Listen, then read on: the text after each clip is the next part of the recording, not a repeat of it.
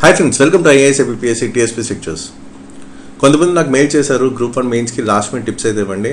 మీరు చేసిన group 1 prelims ముందు సైకలాజికల్ ఎబిలిటీస్ అనే వీడియో చాలా హెల్ప్ అయింది. అది అసలు ఏం ప్రిపేర్ అవ్వలేదు, మీరు చెప్పినట్టే నేను ఫాలో అయ్యాను. అండ్ ఎగ్జాక్ట్గా అక్కడ క్వశ్చన్స్ అయితే మీరు చెప్పిన అప్రోచ్లోనే వచ్చాయని చెప్పి కొంతమంది నాకు మెయిల్ చేశారు. సో అందుకు వీళ్ళు ఏంటంటే ఈ లాస్ట్ మినిట్ టిప్స్ అయితే గ్రూప్ 1 మెయిన్స్కి అడుగుతున్నారు. ఇక్కడ ఏంటంటే టిప్స్ అయితే నేను ఏమను, కానీ మీకు ఒక ఇంపార్టెంట్ థింగ్స్ అన్ని కూడా మీకు షేర్ చేస్తాను. ఎందుకంటే ఎగ్జామ్ కండిషన్స్ని ఎలా ఫేస్ చేయాలనేది మనకి చాలా చాలా ఇంపార్టెంట్. ఇంతకుముందు కూడా మీకు యూపీఎస్సీ సివిల్ సర్వీస్ ప్రిలిమ్స్ ముందు కూడా ఎగ్జామ్ కండిషన్స్లో ఎలా ఆన్సర్ చేయాలనేది గైడెన్స్ వీడియోస్లో చెప్పాను, ఫ్లాగ్షిప్ గైడెన్స్ వీడియోస్లో. అండ్ ఆల్రెడీ కొన్ని వీడియోస్లో ఇంతకుముందు నేను చెప్పాను చాలా క్లియర్ కట్గా ఎగ్జామ్ కండిషన్స్కి వచ్చేసరికి మొత్తం మారిపోతుంది. సో ఎగ్జామ్ కండిషన్స్లో మనం ఎలా రియాక్ట్ అవుతున్నాం అండ్ ప్యానిక్ అవ్వకుండా ఎంత బాగా రాయగలుగుతున్నాం అనేది చాలా చాలా ఇంపార్టెంట్. అది main challenge.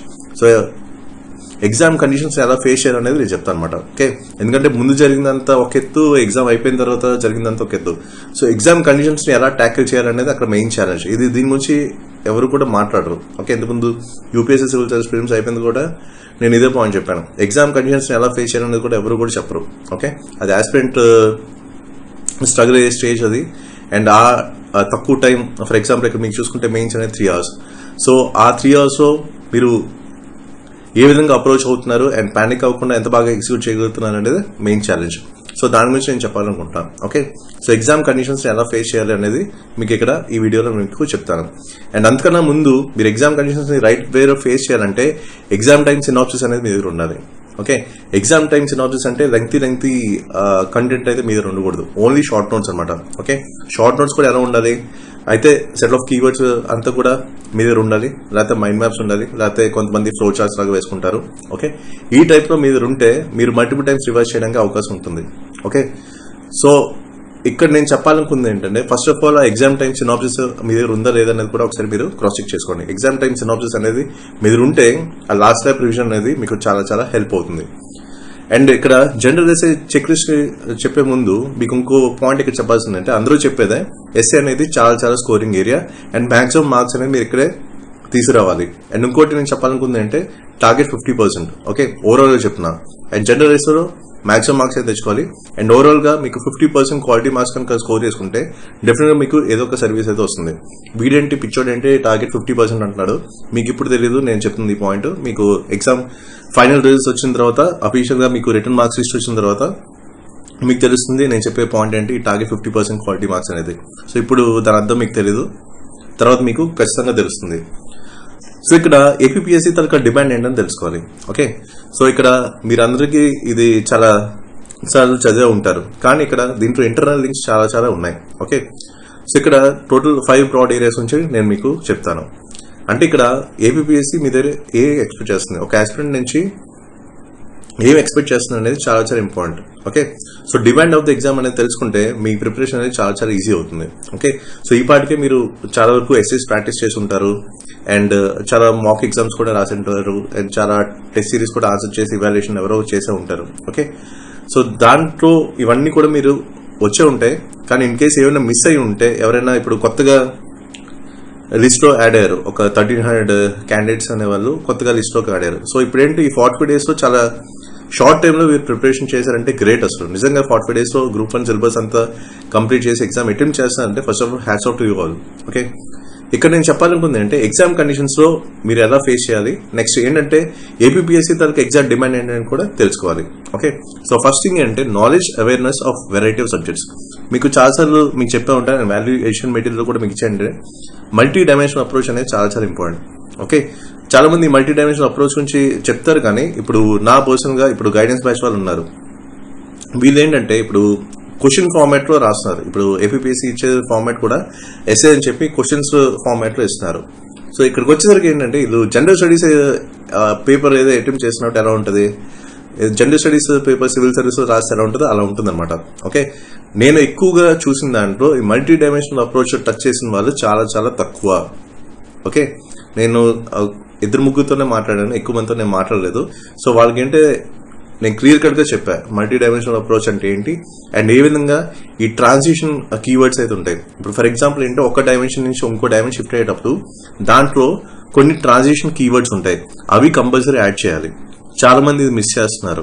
Okay, in case మీరు కూడా మిస్ చేసి ఉంటే ఆన్సర్ రైటింగ్ ఫ్లో అనేది ఖచ్చితంగా మీరు మిస్ చేయకూడదు. ఎందుకంటే అక్కడ క్లియర్గా ఇచ్చింది ఏంటంటే ఏపీపీఎస్సీ ఏరియాస్ ఆఫ్ టెస్టింగ్లో coherently and sequentially. Okay, so ఒక పారాగ్రాఫ్ నుంచి ఇంకో పారాగ్రాఫ్కి షిఫ్ట్ అవుతున్నప్పుడు ఈ ట్రాన్సిషన్ కీవర్డ్స్ అనేది కంపల్సరీ అక్కడ మీరు జోడన్ చేయాలి, కంపల్సరీ అక్కడ మీరు రాయాలి. ఓకే, అప్పుడే మీకు ఈ పదవి ఏదైతుందో కోహరెంట్ అండ్ సీక్వెన్షియల్ అనే దానికి ఒక అర్థం ఉంటుంది, ఒక వెల్ సీక్వెన్స్ లేయర్లో మీరు తీసుకెళ్తున్నట్టు ఉంటుంది ఎస్ఏ అనేది. ఓకే, సో నెక్స్ట్ ఇక్కడ ఏంటంటే well argued piece of writing. ఇప్పుడు చాలా మంది అంటే ఆర్గ్యుమెంట్ ఏదైతే ఉందో అది రైట్ వేలో ప్రెజెంట్ చేయట్లేదు. ఓకే, సో ఇక్కడ ఏంటంటే ఇప్పుడు well argued piece of writing అంటే ఇది రాసేటప్పుడు మీకు ఏంటంటే కనీసం మీ దగ్గర 3 సాలిడ్ ఎగ్జాంపుల్స్ ఉండాలి. ఓకే, అది కూడా ఏంటి, ఈ ఆర్గ్యుమెంట్స్ అనేవి చాలా బ్యాలెన్స్గా ఉండాలి. సో ఒకదానికి ఎగ్జాక్ట్ బ్యాలెన్స్ అనేది ఉండాలి. So too much negatives and too much positives అనే ప్రాబ్లమే. ఓకే, అందుకే మీకు ఇక్కడ ఏంటంటే ఒక ప్రాపర్ స్ట్రక్చర్లో చెప్పాలంటే 3 solid examples with balance arguments అయితే మీ దగ్గర ఉండాలి. 3 సాలిడ్ ఎగ్జాంపుల్స్ మీ దగ్గర ఉంటే మీరు ఈ ఆర్గ్యుమెంట్స్ అనేది రాయగలరు. ఓకే, సో అందుకే ఇక్కడ ఏంటన్నారు ఏరియాస్ ఆఫ్ టెస్టింగ్ లో ability to compose a well argued piece of writing అన్నారు. ఇది ఫస్ట్ క్లియర్ కట్ గా ఇన్స్ట్రక్షన్ ఇచ్చింది మీకు ఏపీపీఎస్సీ. కాబట్టి దీన్ని బీట్అవుట్ చేయడానికి మీ దగ్గర ఏ ఉండాలి, ఈ 3 solid examples with balance arguments ఇవి మీ దగ్గర ఉండాలి ఖచ్చితంగా. ఇది కూడా చాలా మంది ఆన్సర్ స్క్రిప్ట్స్ లో మిస్ కొట్టారు. ఓకే, ఇది కూడా నేను చెప్పాను, ఒక ఇద్దరితో మాత్రమే చెప్పాను ఇది ఎలాగా అప్రోచ్ ఉండాలని చెప్పి. ఓకే, నెక్స్ట్ ఏంటంటే చూడండి ఇక్కడ కోహరెంట్లీ అండ్ సీక్వెన్షియలీ. సో ఇక్కడేంటి ఒక లాజిక్ అనేది ఉండాలి, ఒక అనాలిసిస్ అయితే ఉండాలి. ఓకే, అండ్ దాని ఫ్లో అనేది కూడా ఒక సీక్వెన్షియల్ ఆర్డర్లో ఉండాలని చెప్తున్నారు. ఓకే, సో ఫర్ ఎగ్జాంపుల్ మీరు ఏదైనా ఒక ఇష్యూ రాస్తున్నప్పుడు ఈ డైమెన్షన్స్ ఏవైతే ఉన్నాయో ఈ మల్టీ డైమెన్షనల్ అప్రోచ్ ఒక సబ్ డైమెన్షన్స్ కూడా యాడ్ చేసుకోవాలి. ఓకే, సో అప్పుడు ఏంటి ఎవరికి ఏ విధంగా ఒక సెక్షన్ ఆఫ్ పీపుల్కి ఎఫెక్ట్ అవుతుంది అనేది కూడా తెలుస్తుంది అనమాట. Okay, so for example total ఇప్పుడు 8 డైమెన్షన్స్ ఉన్నాయనుకోండి, అంటే యూపీఎస్సీ సివిల్ సర్వీస్లో నేను చెప్తున్నా. ఫర్ ఎగ్జాంపుల్ ఎస్ఏలో ఇప్పుడు 8 డైమెన్షన్స్ ఉన్నాయి. ఓకే, మల్టీ డైమెన్షన్ అప్రోచ్లో 8 డైమెన్షన్స్ ఉన్నాయి. సో దీంట్లో మళ్ళీ ఒక 2 to 3 సబ్ డైమెన్షన్స్ అంటే యాడ్ చేస్తాను, అంటే ఇది నా పర్సనల్ స్ట్రాటజీ. ఓకే, సో దీని ద్వారా ఏంటంటే ఒక 15 to 20 సబ్ డైమెన్షన్స్ అనేవి యాడ్ అవుతున్నాయి. అంటే ఇక్కడ ఏంటంటే మనం ఏదైతే ముందు అనుకున్నామో knowledge awareness of variety subjects అవన్నీ కూడా టచ్ అవుతాయి అనమాట. ఓకే, ఇలాగా ఒక్కొక్క పార్ట్ని హిట్ చేసుకుంటూ వెళ్ళాలి. ఓకే, సో ఇక్కడ ఈ ఫస్ట్ పార్ట్ని మనం బాగా అట్రాక్ట్ చేయాలి. ఇవాల్యుయేటర్ ఎవరైతే ఉన్నారో ఆ ఆన్సర్ స్క్రిప్ట్ చదివే వాళ్ళని మనం ఇంప్రెస్ చేయాలంటే ఏపీపీఎస్సీ తన డిమాండ్ని దృష్టిలో ఉంచుకొని ఒక్కొక్కటి హిట్ చేసుకుంటూ వెళ్ళాలి. ఓకే, సో అది ఒకటి మీరు ఫాలో అవ్వాల్సింది. నెక్స్ట్ ఏంటంటే ability to express coherently and sequential అన్నారు. సో ఒక లాజిక్ ప్రకారంగా మీ ఆన్సర్ రైటింగ్ స్ట్రక్చర్ అయితే ఉండాలి. ఇది నేను దీని స్ట్రాటజీ అంతా కూడా నేనేంటే ఇప్పుడు గైడెన్స్ వీడియోలో చెప్పాను అనమాట. ఓకే, ఆల్రెడీ ఎవరైతే గైడెన్స్ బ్యాచ్ ఉన్నారో సో వాళ్ళకి నేను చెప్పాను అది ఏ విధంగా ఫ్లో ఉండాలని చెప్పాను, అది మీకు ఇక్కడ రివీల్ చేయకూడదు. Okay, sorry. నెక్స్ట్ ఏంటంటే అవేర్నెస్ ఆఫ్ ద సబ్జెక్ట్ చూసాను. సో ఇక్కడ అవేర్నెస్ ఆఫ్ ద సబ్జెక్ట్ చూసానంటే ఇప్పుడు ఆల్రెడీ ఇక్కడ కవర్ చేసింది వెరైటీ ఆఫ్ సబ్జెక్ట్స్ అన్నాడు. ఓకే, అంటే ఇక్కడ అవేర్నెస్ ఆఫ్ ద సబ్జెక్ట్ చూసాను అనేసరికి ఇప్పుడు మల్టీ డైమెన్షనల్ అప్రోచ్ వచ్చరికి ఇప్పుడు ఒక్కొక్క డైమెన్షన్ దాంట్లో మళ్ళీ 3 సబ్ డైమెన్షన్స్ అని చెప్తాం కదా, దీనికి లాజిక్ ఏంటి ఇదనమాట. ఓకే, కాబట్టి దీన్ని ఇక్కడ డీకోడ్ చేసుకుంటూ హిట్ చేసుకుంటూ వెళ్ళాలి. సో ఇది ఒకటి చాలా చాలా ఇంపార్టెంట్. నెక్స్ట్ ఏంటి ఇవాల్యుయేషన్ మార్కింగ్ అనేది credit will be given for the following observing established rules and format for essay writing. ఇప్పుడు ఎస్ఏ రైటింగ్ అనేది ఇప్పుడు నేను ఒకలా రాస్తా, ఓకే, మీరు ఒకలా రాస్తారు, ఇంకొకరు వేరే ఫార్మాట్ ఉంటుంది. ఓకే, దీనికి ఇలాగే రాయాలని ఎక్కడా కూడా రూల్ అయితే లేదు. ఒక్కొక్కది ఒక్కో టైప్లో ఉంటుంది అప్రోచ్. నాది వేరేగా ఉంటుంది, మీది వేరేగా ఉంటుంది, మీ ఫ్రెండ్ది వేరేగా ఉంటుంది. కాబట్టి ఇక్కడ అంతా కూడా ఎవరి స్ట్రాటజీ వాళ్ళదే. ఓకే, ఇక్కడ ఇన్పుట్స్ అయితే తీసుకోవచ్చు కానీ ఎవరి స్ట్రాటజీ వాళ్ళదే, ఎవరి ఓన్ స్ట్రాటజీ వాళ్ళదే ఉంటుంది కంపల్సరీగా ఎస్ఏ పేపర్కి అయితే మాత్రం. సో అది ఒకటి మీరు గుర్తుపెట్టుకోవాలి. నెక్స్ట్ ఏంటి grammatical correctness of expression. So automatically ఆ ఫ్లో అవుతుందో దాన్ని రైట్ వేలో ఎక్స్ప్రెస్ చేసుకుంటూ కొంతమంది యాక్టివ్ వాయిస్ ప్యాసివ్ వాయిస్ అని ఉంటుంది. అది ఎవరైతే హిందూ ఎడిటోరియల్స్ కానీ లేకపోతే ఇండియన్ ఎక్స్ప్రెస్ ఎడిటోరియల్స్ చదువుతారో ఎక్కువ బాగా ఆ ఫ్లోని అర్థం చేసుకుంటారో ఆ యాక్టివ్ వాయిస్ ప్యాసివ్ వాయిస్ మాత్రం ఏది ప్రెజెంట్ చేయాలనేది క్లియర్గా తెలిసిపోతుంది. కాబట్టి దాని గురించి కూడా నేను ఎక్కువ మాట్లాడను, ఎందుకంటే ఎవరి ఇండివిజువల్ స్ట్రాటజీ వాదు కాబట్టి నేను అది పాయింట్ అవుట్ చేయకూడదు, అది తప్పు. నెక్స్ట్ ఇక్కడ ఏంటంటే originality of thought and expression. ఇక్కడ ఈ originality of thought and expression అంటే మీ ఆలోచన విధానం ఏముంది. ఓకే, సో మీ థాట్ ప్రాసెస్ ఎలా ఉంది, సో మీరు ఏ విధంగా ప్రెజెంట్ చేయాలనుకుంటున్నారు అనేది ఇక్కడ తెలిసిపోతుంది అనమాట. ఓకే, సో ఓవరాల్గా అది మనకి తెలుస్తుంది. అంటే వన్స్ మీరు ఇప్పుడు ఫస్ట్ స్టార్టింగ్ కొంతమంది అంటే ఒక కోడ్తో స్టార్ట్ చేస్తారు. ఇప్పుడు నేనైతే ఒక యాంక్డోట్తో స్టార్ట్ చేస్తాను. ఓకే, సో యాంక్డోట్తో స్టార్ట్ చేసి స్టార్టింగ్ అంతా చెప్తాను ఏ విధంగా ఉంటుందని చెప్పి. సో నెక్స్ట్ ఏ విధంగా కంక్లూడ్ చేస్తాను అనేది కూడా చాలా చాలా ఇంపార్టెంట్. ఇక్కడ కంక్లూజన్కే మెయిన్ అనమాట. Okay, intro and conclusion part అనేది పెద్ద గేమ్ చేంజర్. చాలా మంది తెలియదు, నిజంగా చెప్తున్నా, ఇది చాలా మంది తెలియదు. మీకు జనరల్ స్టడీస్ పేపర్లో కానీ ఎస్ఏ పేపర్స్లో కానీ చూసుకుంటే మెయిన్గా కామన్గా వచ్చే మార్క్స్ అంతా కూడా ఏదైతే మనం జనరల్ స్టడీస్ పేపర్ అయితే బాడీ పారాగ్రాఫ్ పార్ట్ అనుకుంటా, లేకపోతే మీరు పాయింట్ వైజ్ ఏదైతే రాస్తున్నారో అది చాలా కామన్గా ఉండేది. ఎక్కడ నిజంగా గేమ్ అనేది చేంజ్ అవుతుందంటే ఇంట్రొడక్షన్ పార్ట్లోనే అండ్ కంక్లూజన్ పార్ట్లోనే. సో అక్కడ కరెక్ట్గా మీరు కనుక టార్గెట్ చేసుకుంటే మిగతా కాంపిటేటర్స్ మీద మీరు ఎక్స్ట్రా 1 to 2 మార్క్స్ అనేది ఎక్స్ట్రా గెయిన్ చేసుకుంటే ప్రతి క్వశ్చన్లోనే అది మీకు చాలా హెల్ప్ అవుతుంది. అండ్ ఓవరాల్గా మీ గ్రాఫ్ అనేది, మీ స్కోర్ అనేది చాలా బాగా ఇంప్రూవ్ అవుతుంది. ఇది కూడా మరి మీకు ఇప్పుడు తెలియదు, తర్వాత మీకు రిజల్ట్స్ వచ్చిన తర్వాత మీకు తెలుస్తుంది. ఎవరైనా మీకు తెలిసిన యూపీఎస్సీ సివిల్ సర్వీస్ క్లియర్ చేసిన వాళ్ళ ఇంటర్వ్యూకి వెళ్ళిన వాళ్ళు ఉంటే నేను చెప్పిన పాయింట్ వాళ్ళని అడగండి, డెఫినెట్గా మీకు ఇదే కరెక్ట్ అని చెప్తారు. ఓకే, కాబట్టి ఇంట్రొడక్షన్ కంక్లూజన్ అనేది చాలా చాలా ఇంపార్టెంట్. అండ్ దీన్ని మాత్రం నెగ్లెక్ట్ చేయొద్దు. చాలా మంది అంటే ఫస్ట్ స్టార్టింగ్ అంతా బాగా రాస్తున్నారు, కిందకి వచ్చరికి మొత్తం గ్రాఫ్ అంతా పడిపోతుంది. సో ఫస్ట్ లో ఏదైతే టెంపో మెయింటైన్ చేస్తున్నారో లాస్ట్ వరకు అదే టెంపో మెయింటైన్ చేయాలి అండ్ రైట్ వేలో ఎగ్జిక్యూట్ చేయాలి. ఓకే, ఇది మనకి ఏంటంటే ఏపీఎస్సీ తలక ఎగ్జాక్ట్ డిమాండ్. సో ఇప్పుడు యూపీఎస్సీ కూడా ఏం చెప్తుంది, candidates may be required to right essays on multiple topics. They will be expected to keep closely to the subject of the essay, to arrange their ideas in an orderly fashion and to write concisely. Credit will be given for effective and exact expression చెప్తున్నారు. Same ఇది కూడా అదే చెప్తున్నారు. Okay, UPSC ఏంటి, keep closely to the subject of the essay. So ఎక్కడ కూడా divert అవ్వకూడదు, ఎక్కడ అవుట్ ఆఫ్ ద వే వెళ్ళకుండా ఏదైతే క్వశ్చన్ తరక డిమాండ్ ఉందో దాన్ని మైండ్లో పెట్టుకొని ప్రతిదీ కూడా చేయాలి. Next arrange their ideas in orderly fashion. ఇప్పుడు ఫర్ ఎగ్జాంపుల్ నేను తీసుకుంటే ఇక్కడ multi dimension approach, sub dimension అనేది ఒక ఆన్సర్ రాయకముందే, అంటే ఎస్ఏ రాయకముందే ఒక రఫ్ స్ట్రక్చర్ అనేది మనం క్రియేట్ చేసుకుంటాం కదా, చాలా మంది మీరు చేస్తున్నారు. ఓకే, ఎందుకంటే నా గైడెన్స్ బ్యాచ్ ఎవరైతే ఆన్సర్స్ చెప్పారో ఫస్ట్ నేను చెప్పింది అంటే ఫస్ట్ ఒక 10 to 15 minutes అనేది దీని మీద మీరు వర్కౌట్ చేయండి. ఇంట్రో, యానెక్డోట్ ఏం రాయాలి, కోట్ ఏం రాయాలి, ఆ తర్వాత ఇంట్రొడక్షన్ అనేది పర్ఫెక్ట్ గా చేసుకున్న తర్వాత మల్టీ డైమెన్షన్స్ లో ఏ రాయాలి, దాంట్లో మళ్ళీ సబ్ డైమెన్షన్స్ ఏ రావాలి, అండ్ ఇవన్నీ కూడా ఒక ప్రాపర్ ఫ్లోలో చేసుకొని అండ్ కంక్లూజన్ లో ఏ విధంగా క్లోజ్ చేయాలి, ఇవన్నీ కూడా ఒక రఫ్ స్ట్రక్చర్ అనేది మీరు తీసుకోండి అని చెప్పి ఆ తర్వాత ఎస్ఏ రాయమని చెప్పారు అనమాట ఇంతకుముందు ఇచ్చిన ఇన్పుట్స్ లో. ఓకే, సో డెఫినెట్ గా మీరు అదే చేస్తున్నారు. అండ్ కాకపోతే రైట్ వేలో వర్కౌట్ చేస్తే మీకు అది చాలా ఎఫెక్టివ్గా ఉంటుంది. సో అదనమాట, ఒక సీక్వెన్షియల్ ఆర్డర్లో రాయాలి and to write concisely. Okay, so ఇది అనమాట టోటల్ ఏపీఎస్సీ అండ్ యూపీఎస్సీ తరక డిమాండ్. ఇప్పుడు మనం ఫాలో అవ్వాల్సిన చెక్ లిస్ట్ ఏంటి అంటే, ఇప్పుడు అది నా పర్స్పెక్టివ్, నా పాయింట్ ఆఫ్ వ్యూ చెప్తున్నా. సో ఫస్ట్ ఆఫ్ ఆల్ ఇక్కడ ఏంటి, ఇప్పుడు చాయిస్ ఉన్నది. సో ఆ చాయిస్ అనేది చాలా చాలా డేంజరస్. సో ఫర్ ఎగ్జాంపుల్ ఇక్కడ కరెంట్ అఫైర్స్ లో మీకు ఇంటర్నేషనల్, నేషనల్, రీజనల్ ఉంది. సో ఇక్కడ 3 క్వశ్చన్లు ఇచ్చినప్పుడు దాంట్లో 2 కనుక మీకు తెలిస్తే ఏది బాగా రాయగలరు అనే దాని మీద ఉంటుంది. కానీ ఇక్కడ ఏంటి, ఇప్పుడు యూపీఎస్సీ సివిల్ సర్వీస్ పేపర్స్ ఆ క్వశ్చన్స్ అనేది వేరు. ఇప్పుడు ఏపీఎస్సీ ఏంటంటే కొంచెం నాకు డిఫరెంట్ గా కనిపిస్తుంది. కాబట్టి యూపీఎస్సీని ఏపీఎస్సీని మనం కంపేర్ చేయకూడదు ఎస్ఏ క్వశ్చన్ ఫార్మాట్ ప్రకారంగా. ఓకే, మేబీ మారితే మారచ్చు, కానీ ప్రీవియస్ పేపర్స్ కనుక అనలైజ్ చేసుకుంటే ఇవి క్వశ్చన్ ఫార్మాట్ లో ఇస్తున్నారు. కాబట్టి క్వశ్చన్ ని ఏ విధంగా అర్థం చేసుకోవాలి అండ్ క్వశ్చన్ తరక డిమాండ్ ఏంటి, సో దాని ప్రకారం ముందుకెళ్ళాలి. Okay, so for example current affairs చూసుకుంటే ఇంటర్నేషనల్, నేషనల్, రీజనల్ ఉందనుకోండి. ఇప్పుడు మీరు దీంట్లో ఏది బాగా రాయగలరు అండ్ దేని మీద మీకు బాగా గ్రిప్ ఉంది అనేది మీకు మీరు అర్థం చేసుకోవాలి. సో ఫర్ ఎగ్జాంపుల్ ఎవరైనా పిఎస్ఐఆర్ ఆప్షన్ ఉంది, పొలిటికల్ సైన్స్ ఇంటర్నేషనల్ రిలేషన్స్, వాళ్ళంటే international current affairs related question చాలా బాగా రాయగలరు. ఓకే, అలాగే ఇప్పుడు రీజనల్ కరెంట్ అఫైర్స్ కూడా చాలా బాగా రాయగలం. అంటే ఇన్ కేస్ మీకు ఆంధ్ర రిలేటెడ్ ఇష్యూస్ అన్ని కూడా మీరు డే టు డే అబ్జర్వేషన్ చేసుకున్నా సరే, లేకపోతే అన్ని గ్రిప్ ఉన్నా సరే రీజనల్ కరెంట్ అఫైర్స్ కూడా బాగా రాయొచ్చు.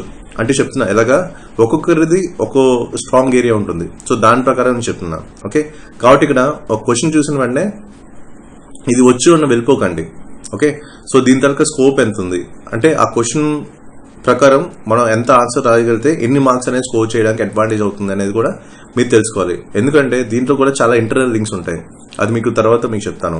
ఓకే, సో ఫర్ ఎగ్జాంపుల్ ఇప్పుడు ఇంటర్నేషనల్ రిలేషన్స్ మీద లేకపోతే ఇంటర్నేషనల్ రిలేటెడ్ కరెంట్ అఫైర్స్ మీద క్వశ్చన్ వచ్చినప్పుడు దాన్ని ఏ విధంగా మీరు రైట్ వేలో అప్రోచ్ ఇవ్వాలి అండ్ ఎలాంటి మల్టీ డైమెన్షనల్ అప్రోచ్ రాయాలి అండ్ దాంట్లో సబ్ డైమెన్షన్స్ ఏంటి ఉంటాయి అనేది కూడా చాలా చాలా ఇంపార్టెంట్ ఇక్కడ. సో అక్కడ ఇంటర్నేషనల్కి వస్తే చాలా ఛాలెంజెస్ ఉంటాయి, ఎందుకంటే మల్టీ డైమెన్షనల్ అప్రోచ్ రాసినట్టు మన పాయింట్ ఆఫ్ వ్యూ అంతా కూడా మారిపోతుంది. ఓకే, కాబట్టి మీరు చాలా స్ట్రాంగ్ అయితే ఐఆర్ లాంటి ఏరియాస్ కానీ లేదా ఇంటర్నేషనల్ ఇష్యూస్లో మీకు మంచి కమాండ్ ఉంటే, మీకు మంచి ఇంట్రెస్ట్ ఉంటే అప్పుడు దాని మీద వెళ్ళడానికి అవకాశాలు ఎక్కువ ఉంటాయి అనమాట. కాబట్టి మీరు జడ్జ్ చేసుకోవాలి. ఇంటర్నేషనల్, నేషనల్, రీజనల్ సంబంధించిన క్వశ్చన్స్ వచ్చినప్పుడు మీరు ఏది బాగా వచ్చని రాకుండా ఏది బాగా ప్రెజెంట్ చేస్తే ఎక్కువ మార్క్స్ వస్తాయి అనే దాని మీద ఉంటుంది. అదే కదా మనం అనుకుంటాం, పారాడాక్స్ ఆఫ్ చాయిస్ అంటాం కదా. సో దాని మీద బేస్ చేసుకొని మీకు చెప్తున్నాను. ఓకే, కాబట్టి మీ అండర్స్టాండింగ్ లెవెల్స్ మీద బేస్ అయి ఉంటుంది.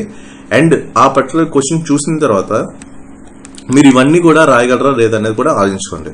ఓకే, ఎందుకంటే కొన్నిసార్లు మీరు ఎగ్జాక్ట్గా మీరు చదివిన ఎస్ఏ అక్కడ రావాలని రూల్ లేదు కదా. నేను ఎగ్జామ్ కండిషన్స్ గురించి మాట్లాడుతున్నా, ఓకే, బయట నుంచి కాదు.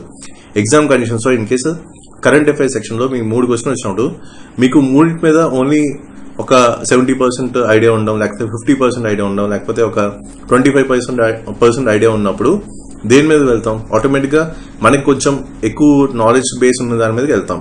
కానీ ఆ నాలెడ్జ్ బేస్లో మనకి ఇవన్నీ కూడా ఉన్నాయా లేదా, సో ఇవన్నీ కూడా మనం స్టెప్ బై స్టెప్ మనం రాయగలమా లేదా అనేది కూడా ఆలోచించుకోవాలి.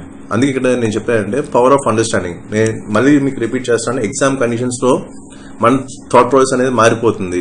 ఇన్ కేస్ మనకి వచ్చిన క్వశ్చన్ అయితే మనకు కాన్ఫిడెన్స్ ఉంటుంది, కానీ ఇన్ కేస్ రాకపోతే మాత్రం నిజంగా ప్యానిక్ అవుతారు. సో ప్యానిక్ సిచ్యువేషన్లో మనం చదివిన కూడా మర్చిపోతాం. ఆ సీక్వెన్షియల్ ఆర్డర్ ఇవైతే ఉన్నాయో ఇవన్నీ కూడా ఆ ఎలిమెంట్స్ అన్ని కూడా మిస్ కొట్టడానికి అవకాశం ఉంది. కాబట్టి ప్యానిక్ అవ్వకుండా ఏపీపీఎస్సీ తరగతి డిమాండ్ ఏంటి, సో ఆ క్వశ్చన్ మీకు ఏదైతే ఒక 60% 70% ఐడియా ఉందో సో దాన్ని బేస్ చేసుకొని మీరు ఒక్కొక్కటి కూడా డీకోడ్ చేసుకుంటూ వెళ్ళాలి. ఓకే, కాబట్టి ఈ స్టెప్స్ అన్ని కూడా మీకు ఐడియా ఉంటే అప్పుడు మీకు చాలా చాలా ఈజీ అవుతుంది. కాబట్టి క్వశ్చన్ చూసిన వెంటనే ఇది నాకు వచ్చి రాసేయడానికి డైరెక్ట్గా వెళ్ళిపోకండి. మీరు చూడండి దాని తాలూకా స్కోప్ ఎంతవరకు ఉంది, మీ దగ్గర ఇవన్నీ ఉన్నాయా లేదా అనేది కూడా ఒకసారి క్రాస్ చెక్ చేసుకోండి. ఇవన్నీ కూడా స్టెప్ బై స్టెప్ చెప్తాను. అంటే ఇలాంటి చెక్ లిస్ట్ అంతా మీ దగ్గర రెడీమేడ్గా ఉందా లేదా అనేది కూడా మీరు ఒకసారి క్రాస్ చెక్ చేసుకోండి. అందుకే మీకు చెక్ లిస్ట్ అని చెప్పాను అనమాట. ఓకే, సో ఇది ఫస్ట్ ఏంటి question taluka power of understanding అనేది చెక్ చేసుకోండి. నెక్స్ట్ ఇప్పుడు ఎస్ఏ, ఇప్పుడు ఆ క్వశ్చన్ చూశారు కదా, ఆ క్వశ్చన్ అనేది ఫర్ ఎగ్జాంపుల్ సెక్షన్ ఏలో ఒక 3 క్వశ్చన్లు ఉన్నాయి కదా, ఆ 3 క్వశ్చన్లో ఏదో ఒక ఎస్ఏ మీరు ప్రాక్టీస్ చేసింది వచ్చిందా లేదా అనేది కూడా ఒకసారి క్రాస్ చెక్ చేసుకోండి. ఓకే, సో ఆ ఎస్ఏ కనుక కరెక్ట్గా మీరు ప్రాక్టీస్ చేసుకుంటే అది వెల్ అండ్ గుడ్, మీరు మ్యాక్సిమం మార్క్స్ అనేది గెయిన్ చేయగలరు. ఇన్ కేస్ ప్రాక్టీస్ చేయకపోతే అప్పుడు ఏ విధంగా ఆలోచించాలనేది కూడా ఇప్పటి నుంచే ఒక స్ట్రాంగ్ మైండ్ సెట్లో మీరు ఫిక్స్ అయిపోవాలి. ఓకే, ఇప్పటి నుంచే మీరు ఫిక్స్ అవ్వాలి. సో ఇన్ కేస్ నేను ప్రిపేర్ అయిన ఎస్ఏ రాకపోతే అప్పుడు నా పరిస్థితి ఏంటి, ఏ విధంగా నా అప్రోచ్ ఉండాలనేది ఇప్పుడే మీరు ఆలోచించాలి. ఎగ్జామ్లో కూర్చొని ఆలోచించే అంత టైం లేదు, ఎందుకంటే అక్కడ మీకు తెలియకుండానే చాలా ఫాస్ట్గా టైం అయితే అయిపోతుంది. అండ్ ఎక్కువ ఈ బ్రెయిన్ స్ట్రామింగ్ టైంలో కూడా ప్యానిక్ అవ్వడానికి అవకాశం ఉంది. కాబట్టి నేను ప్రాక్టీస్ చేసిన ఎస్ఏ ఈ పర్టికులర్ సెక్షన్లో రాకపోతే ఏంటి పరిస్థితి, సో అప్పుడు ఏ విధంగా నా అప్రోచ్ ఉండాలి అనేది ఇప్పుడు ఆలోచించుకోవాలి. Okay okay, so in case essay వచ్చింది, మీరు బాగా ప్రిపేర్ అయిన ఎస్ఏ వచ్చింది.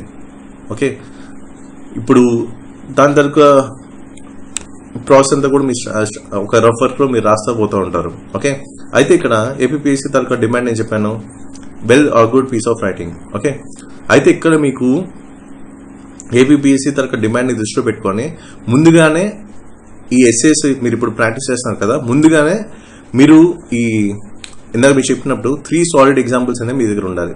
అది కూడా విత్ బ్యాలెన్స్ ఆర్గ్యుమెంట్స్. ఇది ఖచ్చితంగా మీరు ఉండాలి, మీరు ఫాలో అవ్వాలి, ఎందుకంటే మీరు రాయాల్సిన 800 వర్డ్స్ అనమాట. ఓకే, కాబట్టి ఖచ్చితంగా ఒక 3 సాలిడ్ ఎగ్జాంపుల్స్ అయితే మీరు ఉండాలి విత్ బ్యాలెన్స్ ఆర్గ్యుమెంట్స్. ఇది మాత్రం ఖచ్చితంగా గుర్తుపెట్టుకోండి అండ్ మీ స్టైల్లో మీరు ఫ్రేమ్ చేసుకోండి. సో అది ఏదైనా అవ్వచ్చు, అది ఏ ఇష్యూ అయినా అవ్వచ్చు, ఖచ్చితంగా మీ దగ్గర 3 సాలిడ్ ఎగ్జాంపుల్స్ అయితే ఉండాలి విత్ బ్యాలెన్స్ ఆర్గ్యుమెంట్స్. నెక్స్ట్ ఇంకో మెయిన్ ఇంపార్టెంట్ థింగ్, చాలా మంది మిస్ కొడుతున్నారు. ఓకే, ఏంటంటే కనీసం ఒక 2 to 3 కనెక్షన్స్ అయితే ఇండియా అండ్ ఆంధ్రప్రదేశ్ రిలేటెడ్ అయితే ఉండాలి. సో ఏదైతే ఎస్ఏ వచ్చిందో దానికి రిలేటెడ్ థింగ్స్ ఏవైతే ఉన్నాయో కనీసం 2-3 కనెక్షన్స్ ఇండియా అండ్ ఆంధ్రప్రదేశ్కి రిలేట్ చేసుకుంటూ లింక్ చేసుకుంటూ వెళ్ళాలి. నేను చూసిన ఆన్సర్ స్క్రిప్ట్స్ ఏదైతుంది ఇది కంప్లీట్గా వదిలేశాను అండ్ చాలా గట్టిగా చెప్పడం కూడా జరిగింది వాళ్ళకి, ఇలాంటి ఏరియాస్ మిస్ చేయొద్దు అండ్ ఇక్కడ మీరు మార్క్స్ లూజ్ అవుతున్నారని చెప్పి. ఓకే, కాబట్టి మీరు కూడా ఏమైనా మిస్ చేసి ఉంటే దయచేసి యాడ్ చేసుకోండి. అనవసరంగా చేతులారా మార్కులు అయితే పోగొట్టుకోకండి. ఎందుకంటే ఆ 1 to 2 మార్క్సే డిసైడ్ చేస్తుంది ఫేట్ని. కాబట్టి ఖచ్చితంగా ఇవి మీ దగ్గర మిస్ అయితే మాత్రం ఖచ్చితంగా ఇప్పటి నుంచి ఆలోచించుకోండి. మళ్ళీ అప్పుడు ఎగ్జామ్ టైంలో అంటే ఫ్రేమ్ చేయడం అంటే కష్టం. Okay, next multi dimensional approach, sub dimension already మీకు చెప్పాను. నెక్స్ట్ కోడ్స్ అనేవి ఏంటంటే ఎగ్జాక్ట్గా మీరు రిఫ్రెష్ చేయాలి. మీరు సొంతంగా ఏదో రాయడానికి ట్రై చేయకండి. కోడ్ అనేది చాలా మంది మీరు బై హార్ట్ చేసి ఉంటారు. ఎడ్యుకేషన్ రిలేటెడ్ కోడ్స్ కానీ, హెల్త్ రిలేటెడ్ కోడ్స్ కానీ, ఉమెన్ రిలేటెడ్ కోడ్స్ కానీ, చాలా థీమ్స్ అయితే ఉన్నాయి కదా, దానికి సంబంధించిన కోడ్స్ అని కూడా బై హార్ట్ చేసి ఉంటారు. ఒక్కొక్క థీమ్కి కనీసం 1-2 బై హార్ట్ చేసి ఉంటారు. కాబట్టి ఎగ్జాక్ట్గా ఏదైతే బై హార్ట్ చేశారో సేమ్ అలా మీరు ప్రెజెంట్ చేయండి. ఇన్ కేస్ అలా ప్రెజెంట్ చేయకపోతే మాత్రం కోడ్ అయితే రాయొద్దు. ఓకే, మళ్ళీ మీకు చెప్తున్నాను, ఇన్ కేస్ ఎగ్జాక్ట్గా మీరు అక్కడ రిఫ్లెక్ట్ చేయకపోతే ఆన్సర్ షీట్లో ఆ కోడ్ అయితే రాయకండి. Okay, next keywords and phrases. ఇవి చాలా చాలా ఇంపార్టెంట్. సో ఇప్పుడు ఇవాల్యుయేటర్ ఖచ్చితంగా కీవర్డ్స్ అండ్ ఫ్రేజ్ కోసం ఎత్తుతూ ఉంటారు. అది జనరల్ స్టడీస్లో కావచ్చు, ఎస్ఏలో కావచ్చు. ఇవి అయితే మాత్రం మేజర్ రోల్ అయితే ప్లే చేస్తాయి. కాబట్టి ఒక్కొక్క సబ్జెక్ట్కి, ఒక్కొక్క ఎస్ఏకి కొన్ని సెట్ ఆఫ్ కీవర్డ్స్ అయితే ఉంటాయి. ఆ కీవర్డ్స్ ఎగ్జాక్ట్గా రిఫ్లెక్ట్ చేయాల్సిన అవసరం అయితే ఉంది. ఓకే, ఏదో జనరల్గా రాసేట్టు రాయకుండా మనకేంటి ఏపీఎస్సీ తరగతి demand and technicality of subject అనేది మెయింటైన్ చేయాలి. సో ఆ టెక్నికాలిటీ ఆఫ్ సబ్జెక్ట్ అనేది మెయింటైన్ చేయడానికి కీవర్డ్స్ అండ్ ఫ్రేజెస్ అనేది చాలా చాలా యూజ్ అవుతాయి. ఓకే, నెక్స్ట్ ఇక్కడ ఇప్పుడు ఫర్ ఎగ్జాంపుల్ ఒక డైమెన్షన్ గురించి చెప్తున్నప్పుడు ఒక స్టేట్మెంట్ అయితే ఫస్ట్ రాస్తారు కదా, ఆ స్టేట్మెంట్ అయితే అంటే పేరాలో ఫస్ట్ లైన్ ఏదైతే రాసి ఫుల్ స్టాప్ దాకా వెళ్తుంది కదా, అది స్టేట్మెంట్ అంటాం కదా. ఆ స్టేట్మెంట్లోనే 60% of the meaning of the paragraph ఉంటుంది. మీరు అబ్జర్వ్ చేసేదో లేదో కానీ, మీరు రాసేటప్పుడు కానీ, లేకపోతే ఏదైనా ఎడిటోరియల్స్ కానీ మీరు చదువుతున్నప్పుడు ఆ ఫస్ట్ పాయింట్లోనే ఆ పారాగ్రాఫ్ తరగతి 60% ఆఫ్ ద మీనింగ్ ఉంటుంది. ఓకే, ఆ తర్వాత మీరు రాసేవన్నీ కూడా supporting things. Okay, supporting statements. So ఆ సపోర్టింగ్ స్టేట్మెంట్స్కి మీకు ఈ డేటా పాయింట్ అనేది చాలా చాలా అవసరం. ఆల్రెడీ మీకు వాల్యుయేషన్ మెటీరియల్ ఇవన్నీ కూడా ఇచ్చాను. అలాగే ఆ సపోర్టింగ్ స్టేట్మెంట్స్ రాయడానికి రిపోర్ట్స్ అయితే చాలా చాలా అవసరం. ఓకే, కాబట్టి ఆ సపోర్టింగ్ థింగ్స్కి ఈ డేటా పాయింట్ అండ్ రిపోర్ట్స్ అనేది ఖచ్చితంగా మీ దగ్గర ఉండాలి. సో అది కూడా లేకుండా వెళ్ళొద్దు. ఖచ్చితంగా ఈ డేటా పాయింట్ అలాగే రిపోర్ట్స్, ఏదైతే డేటా పాయింట్ అంటే నథింగ్ బట్ నంబర్స్ అనమాట. సో బడ్జెట్లో కానీ, ఎకనామిక్ సర్వేలో కానీ, లేకపోతే న్యూస్ పేపర్స్లో లేటెస్ట్గా వస్తున్న థింగ్స్ని బేస్ చేసుకుని కానీ, డేటా పాయింట్ అంటే ఆ నంబర్ రిలేటెడ్ ఏవైతే ఉన్నాయో అవి ఖచ్చితంగా మీరు సపోర్టింగ్ స్టేట్మెంట్స్లో ఇంక్లూడ్ చేయండి. నెక్స్ట్ అలాగే రిపోర్ట్స్ గురించి ఆల్రెడీ మీకు చెప్పాను కదా, రిపోర్ట్స్ ఏవైతే లేటెస్ట్ రిపోర్ట్స్ అనేవి దానికి అనుగుణంగా సింక్ అయ్యేటట్టు అక్కడ సపోర్టింగ్ స్టేట్మెంట్స్లో ఇవన్నీ కూడా రాయాలి. And last but not the least, anecdotes. So ఇది కొంతమందికి ఇంట్రెస్ట్ ఉంటుంది యాంక్డోట్స్, ఇది కూడా హ్యాండీగా మీ దగ్గర ఉండాలి. ఓకే, యాంక్డోట్స్, కోడ్స్ ఇవన్నీ కూడా మీ దగ్గర హ్యాండీగా ఉంటేనే అప్పుడు మీరు ఎస్ఏని రైట్ వేలో వితౌట్ ఎనీ ప్యానిక్ మీరు రాయగలరు. ఓకే, సో ఇవన్నీ అంటే మనకి ఎగ్జామ్ కండిషన్స్లో ఒక్కొక్కటి రైట్ వేలో ప్రెజెంట్ చేయాల్సిన అవసరం అవుతుంది. ఏది మిస్ అయినా కొంతవరకు అది నెగిటివ్ ఇంపాక్ట్ అయితే చూపిస్తుంది, ఎంతో కొంత నెగిటివ్ ఇంపాక్ట్ అయితే చూపిస్తుంది. సో ఇలా రాస్తే ఖచ్చితంగా మీకు బెటర్ మార్క్స్ అయితే వస్తాయి మిగతా ఆస్పిరెంట్స్ కన్నా. ఓకే, ఇక్కడ ఏంటంటే మన కాంపిటీషన్ ఎలా బీట్అవుట్ చేయాలనేది కూడా ఒక స్ట్రాటజీ అయితే ఉండాలి కదా, అది అంటున్నా. ఇక్కడ ఏంటంటే హౌ టు స్కోర్ మార్క్స్ అనేది ఇంపార్టెంట్. సో ఇక్కడ నాలెడ్జ్ అక్యూమిలేషన్ అనేది వేరు అండ్ మార్క్స్ స్కోర్ చేయడం అనేది వేరు. సో నాలెడ్జ్ అక్యూమిలేషన్ ఉన్నా సరే మార్క్స్ ఎలా స్కోర్ చేయాలో కూడా ఆ టెక్నిక్ అనేది తెలియాలి, అది మీకు చెప్తుంది. ఓకే, మీకు చెప్తుంది అంటే ప్రతిసారి కూడా ప్రతి ఎగ్జామ్ అప్పుడు కూడా నేను డిస్కస్ చేశానంటే హౌ టు స్కోర్ మార్క్స్ అనేది కూడా తెలియాలి. Knowledge accumulation is very very dangerous. Okay, and ఎక్కువ నాలెడ్జ్ ఉన్నా సరే దాన్ని రైట్ వేలో ఎలా ప్రెజెంట్ చేయాలనేది కూడా పెద్ద ఛాలెంజ్ ఉంటుంది. కాబట్టి ఇవన్నీ కూడా మీరు కొంచెం ఆలోచించండి. సో ఏదైతే మీకు ఈ చెక్ లిస్ట్ ఇచ్చానో, the power of understanding of the question and ఆ క్వశ్చన్ ఎస్ఏ అయితే మీకు ఎగ్జామ్లో వచ్చిందో అది ఇంతకుముందు ప్రాక్టీస్ చేశారు లేదా, ఇన్ కేస్ అది ప్రాక్టీస్ చేయని క్వశ్చన్ వస్తే అప్పుడు ఏ విధంగా మన అప్రోచ్ ఉండాలి అండ్ ఈ చెక్ లిస్ట్ అంతా కూడా మీకు ఇచ్చాను. సో ఎస్ఏలో ఇవన్నీ ఇంక్లూడ్ చేయాల్సిన అవసరం అవుతుంది. సో ఇవన్నీ కూడా మీకు చాలా చాలా ఇంపార్టెంట్. అండ్ ఎగ్జాక్ట్గా ఏవైతే ఏపీఎస్సీ అండ్ యూపీఎస్సీ తగ్గ డిపెండ్ ఉందో, సో దానికి తగినట్టు మనం ఏ విధంగా మన సైడ్ నుంచి ది బెస్ట్ ఎలా ఇవ్వాలనేది మీకు దీంట్లో చెప్పాను. కాబట్టి ఇవన్నీ కూడా ఒకసారి అర్థం చేసుకోండి. ఇక్కడ ఏం చెప్తుంది అంటే ఎస్ఏ అనేది చాలా చాలా స్కోరింగ్ పేపర్. దీంట్లో కనుక మార్క్స్ తక్కువ వచ్చాయంటే మిగతా దాంట్లో బీట్అవుట్ చేసుకుంటూ వెళ్ళడం, మిగతా కాంపిటీషన్ కొంచెం కాంప్లీట్ అవుతుంది. కాబట్టి బెటర్ మీరు ఏంటి ఎస్ఏలో ది బెస్ట్ అయితే ఇవ్వండి అండ్ మంచి మార్క్స్ అయితే వస్తాయి. సో అది నేను చెప్పాలనుకుంది. సో ఇంకేమైనా డౌట్స్ ఉంటే నాకు మీరు మెయిల్ చేయొచ్చు. So that's it for video and thank you for watching.